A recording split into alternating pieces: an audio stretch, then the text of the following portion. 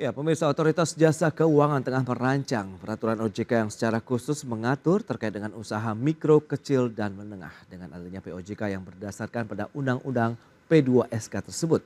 OJK berharap perbankan mampu berkontribusi maksimal terhadap pertumbuhan dan perkembangan bisnis UMKM di dalam negeri.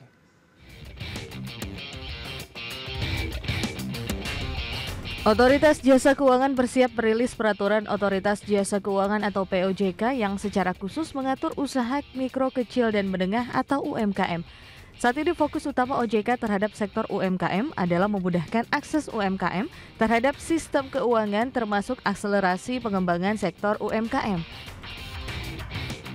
Kepala Eksekutif Pengawas Perbankan OJK Dian Ediana Rai mengatakan, POJK tersebut disusun berdasarkan Undang-Undang Pengembangan dan Penguatan Sektor Keuangan atau P2SK. Penyusunan POJK tersebut dimaksudkan agar sektor keuangan mampu membantu mengatasi persoalan UMKM secara lebih konsepsional, sistemik, dan lebih solutif untuk menangani persoalan-persoalan terkait UMKM ke depannya.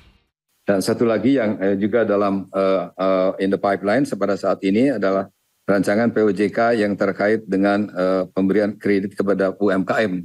Yang ini merupakan salah satu POJK yang dimandatkan harus berkonsultasi dengan DPR dan diharapkan nanti persoalan-persoalan yang terkait dengan UMKM dapat diadres secara lengkap di dalam POJK yang terkait UMKM. Tentu fokus utama kita adalah bagaimana memudahkan akses UMKM terhadap sistem keuangan kita ya. Di samping mendorong aliran kredit ke UMKM, Dian menambahkan rancangan POJK tersebut diharapkan juga mampu menekan potensi gagal bayar atau kualitas kredit UMKM menjadi lebih baik.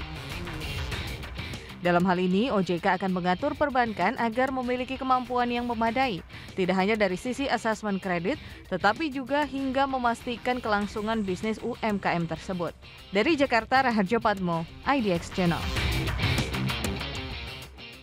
Ya, pemirsa, untuk membahas tema kita kali ini, menjaga level non-performing loan sektor UMKM. Kita sudah tersambung melalui Zoom bersama dengan Bapak Ronald Wala, Ketua Bidang UMKM dan Koperasi Asosiasi Pengusaha Indonesia. Selamat pagi, Pak Ronald. Pagi, Pak. Salam sehat, Pak. Sehat, amin. Baik, terima kasih juga atas waktunya. Kita akan sapa Pak Rian Kerianto, ekonom senior dan juga Associate Faculty dari Lembaga Pengembangan Perbankan Indonesia. Selamat pagi, Pak Rian. Selamat pagi. Baik, salam sehat, Pak. Salam sehat, salam dari London. Wow, mantap. Baik, terima kasih nih atas waktu yang disempatkan Pak Rian. Kita ke Apindo dulu nih, Pak Ronald. Mungkin bisa Anda sampaikan terkait dengan perkembangan UMKM khususnya pasca pandemi begitu. Apakah iklim bisnis UMKM saat ini sudah sama, kembali normal begitu sebelum COVID atau ada tantangan tersendiri lagi nih? Silakan. Iya, kalau kami melihat pada waktu pandemi, tentunya kita semua mendapatkan tantangan yang cukup berat ya.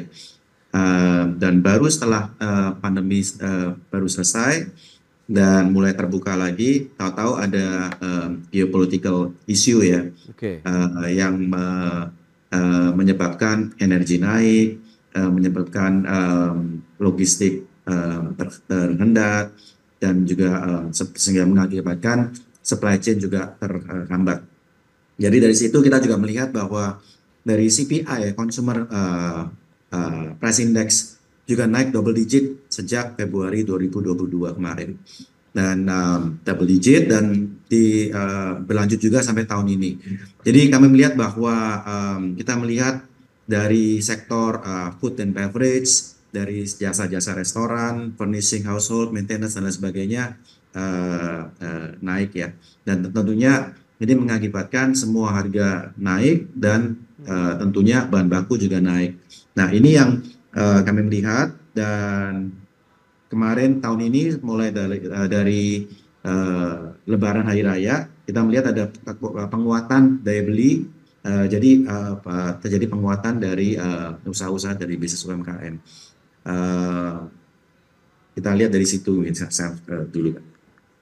Oke, tapi kalau menurut Anda apakah itu menjadi salah satu faktor juga dari global begitu terkait dengan kredit macet UMKM yang masih tinggi? Apakah kredit macet yang juga tinggi ini sebagai dampak lanjutan lagi dari pandemi COVID-19 atau memang dari kondisi tadi global menekan kondisi ekonomi masyarakat internasional dan juga tentunya Indonesia sehingga mungkin berdampak terkait dengan daya beli juga? Iya, selain daya beli, kalau kita melihat sejak waktu pandemi kita melihat banyak restrukturisasi ya yang dibantu oleh pemerintah, Betul. yang mana selesai pada Maret 2024 lalu. Dan di sini kita melihat bahwa kredit macet mulai naik, tetapi kita juga mendengar bahwa sedang digodok POJK untuk menghapus kredit macet, dan tentunya ini mungkin akan merupakan suatu effort untuk melanjutkan restrukturisasi ini, dan tentunya mungkin tidak perlu dihapus seluruhnya ya, tetapi ini merupakan sebuah effort untuk mengkajian ulang para UKM yang membutuhkan bantuan dan berapa yang dibutuhkan, dan juga saya baca-baca ada usulan untuk CKPN ya yang melebihi dari NPL. Jadi itu menurut kami sebuah effort yang cukup baik dan mudah-mudahan bisa membantu para pelaku UKM. Baik. Kemudian Pak Rian, lantas bagaimana kalau menurut pandangan Anda terkait dengan penyaluran kredit perbankan nih khususnya untuk UMKM sendiri?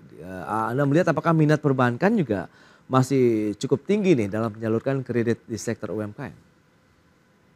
Kalau saya lihat dari data nasional atau data agregat, loan growth untuk SME atau UMKM itu lumayan bagus ya, more or less sekitar 9%, ya 9%. Sementara industri kan secara perbankan keseluruhan itu kan pertumbuhannya kurang lebih 12%-an. Jadi dalam konteks ekspansi pinjaman ke segmen UMKM no issue. Cuman sebetulnya yang perlu kita soroti adalah pergerakan kenaikan daripada NPL. Meskipun NPL yang di-note itu masih bersifat NPL gross ya, NPL gross yang sebesar 4,25%. Ini posisi per April 2024 yang kemarin. Karena kalau kita bandingkan dengan year on year tahun lalu, kenaikannya cukup signifikan. Nah, ini artinya apakah tadi yang sampaikan Pak Ronald Wala karena memang impact daripada landscape ekonomi dunia yang bergeser atau berubah, tapi bisa juga karena kita ingat Mas Pras, Pak Wala, as of 31 Maret tahun ini pemberlakuan POJK kelonggaran restru efek pandemi COVID-19 bukan dicabut, sudah tidak berlaku lagi. Nah, saya kira ini juga bisa mendorong ya secara sistemik atau secara regulatif kenaikan percentage point daripada NPL tadi. Karena tentunya pembukuan atau pencatatan oleh bank-bank penyalur kredit UMKM menjadi istilah saya itu pricingnya menjadi harga normal. Artinya pembebanan rasio CKPN-nya kembali ke tarif normal gitu, yaitu tarif ketika POJK restru diterapkan gitu. Jadi ini saya kira indikasi. Tapi yang perlu kita catat juga, perlu kita amatin, mungkin ya kita lihat nanti ya Pak Ronald 3-6 bulan ke depan, sekiranya tendensi kenaikan NPL gross untuk MKM itu terus melaju, berarti memang ada something wrong dengan ekonomi kita, terutama ekonomi yang skala usaha mikro kecil menengah ini. Nah, tentu harus eksplorasi lebih dalam apa sebabnya. Karena kalau tidak tentu besaran daripada NPL ini akan naik terus, dan ini tentu akan membebani bank. Apakah itu bank skala besar ataupun bank skala kecil. Itu menurut dari saya, Mas Pras. Ya, tapi kalau menurut Anda, trennya sendiri bagaimana dengan kredit macet UMKM di masa pemulihan ekonomi, khususnya pasca COVID begitu kan? Tadi data sudah disampaikan per Mei NPL-nya sudah 4,27% seperti yang Anda bilang ini gross-nya. Tapi kan ini ada batasan yang harus dipenuhi juga 5% ini, Pak. Gini, membacanya hati-hati. Jadi pembatasan NPL gross sebesar 5% itu berlaku untuk individual bank dan berlaku untuk semua kategori kredit ya. Nah, kalau spesifik NPL itu secara umum nih di perbankan itu variatif ya. Ada bank yang memang dia basis konsumennya adalah UMKM. Tentu mereka akan memiliki tingkat rasio NPL yang tinggi akan tinggi. Tetapi sebaliknya kalau bank itu bermain atau bergerak di segmen corporate banking atau wholesale banking, apalagi yang lebih cenderung ke international banking, tentu rasio NPL untuk MKM-nya kecil ya. Jadi kita bisa generalisasi secara bank per bank, tapi secara industri bisa kita lakukan. Yang kedua, sebetulnya porsi pembiayaan perbankan kita ke UMKM ini yang saya justru agak khawatir ini Pak Ronald Wala. Seingat saya OJK itu punya ekspektasi going forward mungkin akhir 2024 seingat saya ya, itu porsi pembiayaan ke UMKM itu minimal 30% secara agregat atau secara industri. Tetapi data yang saya miliki justru dari tahun lalu ke kondisi sekarang April itu melandai. Tahun lalu kita sempat membukukan porsi pembiayaan UMKM itu sebesar 20% dari total outstanding kredit yang disalurkan. Lama-lama turun mendekati angka 19 Mas Pras, Pak Wala. Bahkan mungkin ini kalau nggak ditahan bisa melandai lagi ke level 18%. Artinya apa? Porsi pembiayaan ke segmen non UMKM justru bertambah, sebaliknya porsi pembiayaan ke UMKM justru stagnan. Ya kan? Karena yang besar bertambah tentu akan mendiskon ya yang porsi UMKM. Nah, ini harus kita cermati juga. Maka ada dua catatan saya, Pak Donald. Satu, bagaimana bank-bank itu memitigasi risiko untuk UMKM ke depannya. Kedua, paralel on that tentu harus ada spirit ya, motivasi untuk memperbesar ceruk pasar untuk pembiayaan ke UMKM.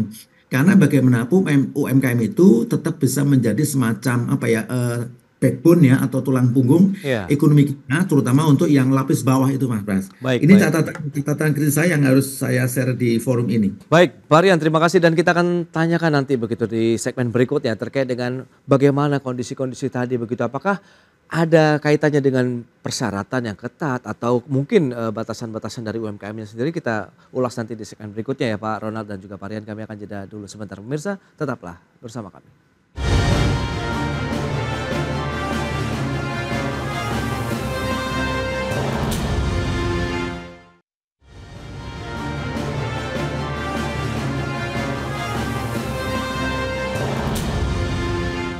Baik pemirsa, kita akan lanjutkan kembali perbincangan terkait dengan NPL sektor UMKM gitu. Dan ini menarik, Pak Ronald tadi sempat tertunda pertanyaan saya begitu bahwa bagaimana upaya-upaya dari UMKM sendiri begitu untuk menyikapi tadi. Memang ada penurunan dari sisi penyaluran pembiayaan lah ya dari perbankan yang sudah disampaikan Pak Rian. Tapi apakah ada kendala tertentu mungkin dari persyaratan, aksesabilitas kah atau ada hal lain yang mungkin bisa diungkapkan? Silakan Pak. Iya, kalau saya lihat pattern ya dari NPL UMKM. Tahun 2023 kami melihat banyak NPL rasio terbesar di sektor menengah ya, usaha yang size menengah. Lalu Q1 tahun ini itu didominasi NPL di usaha yang kredit kecil dan mikro. Dan jadi kalau saya lihat pengurangan penyaluran ini para perbankan sedang memitigasi risiko karena di menengah mereka mengenai kendala, di kecil dan mikro mengenai kendala. Dan saya mendengar bahwa kalau kita lihat yang paling besar juga ini ya dari Bank BRI ya para UKM. Tahun ini porsi kredit UKM sekitar 83% dari total kredit atau tumbuh 10% ya. Sedangkan NPL-nya juga tumbuh 3,27%. Jadi kalau dari tumbuh 3,27% dari tahun lalu 3,02%. Jadi NPL ini tumbuh 8% Pak ya kalau kita lihat. Jadi saya juga mendengar bahwa dari perbankan mereka sedang menuju ke ultra mikro sekarang untuk memberikan kreditnya. Nah ini menurut kami kalau memang perbankan dan OJK sudah memiliki cara monitoring atau pemilihan UKM yang benar untuk memberikan kredit, ini adalah langkah yang bagus. Tetapi tentunya ini adalah nggak gampang ya, karena kita membicarakan tentang 65 juta UKM, yaitu 98% dari total UKM. Jadi mungkin sistem digitalisasi dan infrastruktur, credit scoring dan lain sebagainya ini harus diperkuat agar NPL bisa kita tekan. On the other hand, saya juga dengar dari teman-teman pengusaha bahwa banyak juga pelaku UKM yang tumbuh gitu ya. Dan saya lihat kenapa ya ini mereka-mereka yang bisa memberikan diferensiasi produk atau value added yang lebih kepada masyarakat. Nah, jadi mungkin ini yang kita lihat gap menengah, mikro, kecil mendapat kendala, tapi yang besar atau memiliki diferensiasi, compare sama ultra mikro yang akan dieksplor akan tumbuh gitu Pak. Ya, tapi dari sisi pendampingan baik dari Apindo ataupun pemerintah terkait dengan sektor-sektor mikro ataupun ultra mikro yang akan dibidik lagi nih oleh pemerintah khususnya perbankan kita begitu untuk bisa menyalurkan pembiayaan ini bagaimana? Pendampingan Pak ya. Iya. Ya, jadi seperti semua pengusaha UKM atau pengusaha besar pun challenge atau yang paling utama yang dibutuhkan yaitu informasi pasar dan akses pasar. Dan kami melihat bahwa di Indonesia kita adalah negara besar dan sudah ada komitmen dari pemerintah untuk mengabsorb dana kelembagaan dari LKPP dan e-katalog. Dan dana tersebut sangat besar. Kami melihat dari situ akan membuka peluang dan informasi pasar apa yang dibutuhkan dalam negeri. Beberapa isu di sini adalah untuk masuk dalam LKPP cukup challenge ya, rumit gitu step-stepnya. Lalu salah satunya adalah perizinan dan juga TKDN. Nah ini mungkin yang perlu dibantu agar dipelancar sehingga perizinan, kepastian hukum, sertifikasi halal ini semua semakin murah, efisien dan efektif para UKM untuk mencoba. Karena tentunya penyerapan segitu besar, para UKM tidak bisa mengabsorb langsung Pak ya. Jadi memerlukan step by step dan pendampingan. Dan disinilah peranan kita Apindo dan para stakeholders Pentahelix untuk bekerja sama mendampingi para UKM step by step dan meningkatkan kearifan lokal. Baik, terakhir lantas bagaimana dengan penghapusan kredit macet yang tempat Anda singgung tadi? Apakah memang akhirnya menjadi suatu hal yang urgent juga nih untuk dijadikan kebijakan saat ini dalam konteks mendorong pertumbuhan bisnis UMKM kita? Ya, tentunya ini sangat penting. Tentunya kan tadi sudah kita bicarakan ini tidak perlu dihapus seluruhnya, tetapi berdasarkan dari kebutuhan. Ya. Dan sehingga demikian para pelaku usaha UMKM bisa melanjutkan usahanya, karena kita tahu bahwa mereka-mereka yang sedang dapat call 1, call 2 kena kredit macet, mereka tidak bisa melanjutkan usahanya Pak, karena untuk mendapatkan pendanaan lebih ini akan di stop. Tidak hanya di usahanya, misalnya para pelaku usaha UKM punya 2 usaha ya, tidak di usaha yang terkena kendala itu, tapi di usaha yang kedua dan ketiga pun juga akan terkendala dan mereka tidak bisa melakukan usahanya. Nah ini yang mungkin perlu dipikirkan, dibicarakan solusinya sehingga kendala kita betul-betul menurut kami kita harus bisa pisahkan Pak ya, masalah dari luar Indonesia dan domestik. Dan kami melihat bahwa dari luar Indonesia secara global sekarang kita betul-betul sedang challenge. Sehingga kita melihat bahwa ke depannya paling nggak 1-2 tahun ke depan kita perlu sangat was-was ya dari barang-barang dari China, dari luar negeri, mengenai inflasi, oil, logistik, semua ini bisa kita kontrol untuk ketahanan nasional. Baik Pak Ronald. Nah Pak Rian, lantas bagaimana dengan kebijakan tadi ada upaya pemutihan kredit macet dari sektor UMKM. Untuk likuiditas perbankan sendiri apakah ini cukup memberikan satu tekanan kah atau memang sudah ada porsinya begitulah kalau memang ini menjadi kebijakan nasional?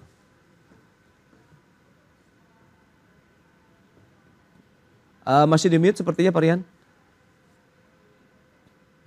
Sorry, jadi mengenai likuiditas secara agregat sejauh ini no issue, nggak ada masalah. Ya, likuiditas di perbankan saya harus sampaikan ample. Dari mana kita membacanya? Kita lihat adalah yang paling sederhana dari posisi loan to deposit ratio atau LDR yang kurang lebih satu ya, angkanya sekitar 75% secara industri ya. Jadi masih nggak ada masalah. Bahkan sebagian bank saya tahu persis masih menempatkan ekses likuiditasnya ke surat-surat berharga negara. Ya jadi no issue. Nah, terkait dengan isu semacam hapus buku atau write off tadi, sebetulnya case ini sudah menjadi public domain ya, di mana bank-bank sudah melaksanakan itu sesuai dengan rule of the game-nya. Jadi nggak ada masalah dengan cerita mengenai write off. Tapi yang dipersoalkan sebetulnya itu mengenai hapus tagihnya. Nah ini write off dengan hapus tagih beda. Write off itu adalah pencatatan dari on balance sheet menjadi off balance sheet. Tapi hapus tagihnya nggak hilang, itu menjadi haknya dari bank-bank sebagai kreditur. Nah yang didiskusikan itu adalah bagaimana menghapus tagih ini, karena mohon maaf, spesifik untuk bank-bank yang ada unsur kepemilikan pemerintah, itu nggak bisa secara gegabah harus melakukan hapus tagih, karena itu terkait dengan keuangan negara. Kita tahu ada beberapa undang-undang yang tanda petik ya membatasi ruang gerak dari kelompok bank-bank milik pemerintah pusat ataupun milik pemerintah daerah. Tetapi sejauh yang saya tahu dan saya pahami, kebijakan-kebijakan write off itu sudah dikerjakan oleh bank-bank ya, oleh bank-bank. Makanya kalau kita lihat pada suatu momentum tertentu, katakanlah Maret, Juni, September atau akhir tahun itu ada penurunan NPL, itu bisa jadi ada dua motif. Satu, mungkin ada sebagian write off sehingga keluar dari pencatatan bank tapi masuk di off balance sheet ya. Yang kedua, mungkin memang ada perbaikan dari kualitas kredit. Katakanlah dari collectibility 1 naik ke collectibility 2 atau dari call 4 ke call 3 dan seterusnya. Yaitu upgrading atau perbaikan dari NPL itu. Nah, kembali ke isu kita sebetulnya kan bagaimana adanya kesepakatan secara para pihak ya, para pihak itu ya unsur pemerintah bersama otoritas jasa keuangan untuk menyepakati bagaimana treatment bagi bank-bank itu untuk bisa katakanlah tadi menghapus tagihkan pinjaman yang sudah pada collectibility 5 dan itu sudah bertahun-tahun. Collectibility 5 itu artinya sudah macet atau bad debt. Kalau NPL itu kan masih ya katakanlah 3-4 termasuk yang 5 ya. Tapi kalau udah kalau 5 itu udah istilahnya debiturnya udah lempar handuk, banknya tuh udah bisa ngapa-ngapain lagi. Tapi masih di buku di balance sheet-nya, di neracanya bank. Nah ini kan jadi tanda petik jadi noda bagi bank. Makanya mungkin di Undang-Undang P2SK itu yang kalau nggak salah pasal 31 ya, itu memberikan mandat untuk bank-bank diperkenankan melakukan hapus selain write off ya atau hapus buku juga hapus tagih. Tetapi kan harus ada ini perlindungan hukumnya. Jangan sampai ya ketika hapus tagih itu diterapkan gitu nanti ada masalah-masalah hukum di kemudian hari. Saya harus katakan cerita mengenai ini Pak Ronald udah lama, sudah bertahun-tahun dan sampai hari ini setahu saya nggak pernah putus. Makanya hadirnya Undang-Undang P2SK yang memberikan mandat bagi bank-bank untuk boleh menerapkan kebijakan hapus tagih ya setelah hapus buku dilakukan itu harus menjadi exercise bagi ya mungkin sisa pemerintahan sekarang atau mungkin pemerintahan yang akan datang. Karena begini, saya maksud yang ditangkap Pak Ronald. Kalau itu bisa di write off, kemudian dihapus tagihkan, itu kan posisi pelaku UMKM itu menjadi bersih. Karena menjadi bersih, dia menjadi tidak masuk ke slick lagi. Dulu namanya SID, ya, PI checking namanya, PI checking. Nah, dengan dia sudah tidak masuk dalam slick, tentu dia menjadi bersih. Dia terrehabilitasi, dia punya akses untuk memperoleh pendanaan kembali dari bank-bank. Nah ini yang sebetulnya dirindukan, terutama oleh teman-teman pelaku UMKM kita. Itu Pak Mas. Baik, itu dia. Memang diharapkan nanti ada satu kebijakan yang komprehensif juga tadi. Memang ini payung hukumnya sudah ada, tinggal bagaimana penerapannya begitu ya, actionnya ya Pak Rian yang kita tunggu juga nanti terkait dengan bagaimana pihak bank mau menghapus tagih juga nih selain hapus buku yang sudah dilakukan. Baik Pak Rian, terima kasih banyak atas waktu dan sharing yang Anda sampaikan. Pak Ronald, terima kasih juga atas insight informasi yang sudah Anda sampaikan terkait dengan kinerja sektor UMKM di dalam negeri. Selamat melanjutkan aktivitas Anda kembali. Salam sehat Pak Ronald dan Pak Rian, terima kasih. Terima kasih. Ya, terima kasih Pak Ronald. Ya. Baik pemirsa, 1 jam sudah saya menemani Anda dalam Market Review. Berbahagia terus informasi Anda hanya di IDX Channel, your trustworthy and comprehensive investment reference. Jangan lupa saksikan program First Session Closing yang akan tayang pukul 11.30 waktu Indonesia Barat. Ya, karena urusan masa depan harus terdepan, aku investor saham. Saya Prasetyo Wibowo beserta kerabat kerja yang bertugas pamit undur diri. Terima kasih dan sampai jumpa.